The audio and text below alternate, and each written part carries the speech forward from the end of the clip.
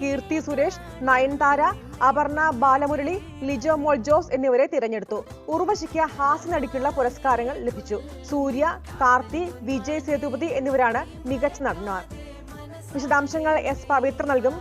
പവിത്ര, പെട്ടെന്ന് നോക്കുമ്പോൾ അത് കേരള സർക്കാരിന്റെ അവാർഡാണോ എന്ന് തോന്നിപ്പോവുകയാണ്. അത്രയ്ക്കാണല്ലോ മലയാളി തിളക്കം. തീർച്ചയായും വിവിധ മേഖലകളിലായി മലയാളി താരങ്ങൾക്കാണ് അവാർഡുകൾ ലഭിച്ചിട്ടുള്ളത്. മഞ്ജു വാര്യർ, നയൻതാര, അപർണ ബാലമുരളി, കീർത്തി സുരേഷ്, ലിജോ മോൾ ജോസ് എന്നിവരാണ് വിവിധ വർഷങ്ങളിലെ മികച്ച നടിക്കുള്ള പുരസ്കാരം സ്വന്തമാക്കിയിട്ടുള്ളത്. 2019 പുറത്തിറങ്ങിയ അസുരൻ എന്ന സിനിമയിലെ അഭിനയത്തിനാണ് മഞ്ജു വാര്യർക്ക് പുരസ്കാരം. 2017 ആരം എന്ന സിനിമയിലെ അഭിനയത്തിനാണ് നയൻതാരയ്ക്ക് മികച്ച നടിക്കുള്ള പുരസ്കാരം ലഭിച്ചത്. പാമ്പ് സട്ടെ എന്ന 2016 പുറത്തിറങ്ങിയ സിനിമയിലെ വേഷത്തിനാണ് കീർത്തി സുരേഷിന് പുരസ്കാരം ലഭിച്ചത്. സുരറൈ പോർട്ടറിലെ വേഷത്തിലാണ് അപർണ ബാലമുരളിക്ക് അവാർഡ് ലഭിച്ചത്.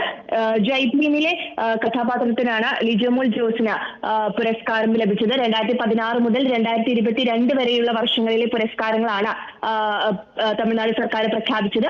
മികച്ച ഗായികമാരായി വൈക്കം വിജയലക്ഷ്മിയെയും അതുപോലെ തന്നെ വർഷ രഞ്ജിത്തിനെയും തിരഞ്ഞെടുത്തിട്ടുണ്ട്. 2016 പുരസ്കാരമാണ് വൈക്കം വിജയലക്ഷ്മിക്ക് ലഭിച്ചത്. 2020 പുരസ്കാരമാണ് വർഷ രഞ്ജിത്തിന് ലഭിച്ചത്.